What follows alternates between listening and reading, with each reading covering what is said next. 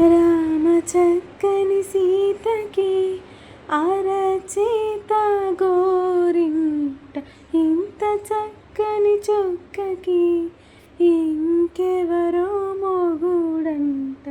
రామ చక్కని సీతకి ఉడత వీపున వేలు విడిచిన పుడమి అల్లుడు రాముడే.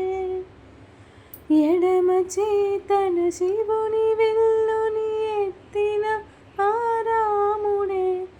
ఎత్తగలడా సీత జడను తాళి కట్టే వేళలో.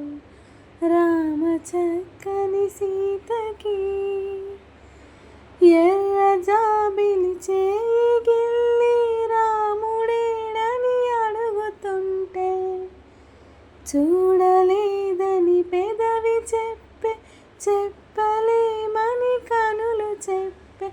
నల్ల పూసైనాడు దేవుడు నల్లని రఘురాముడు.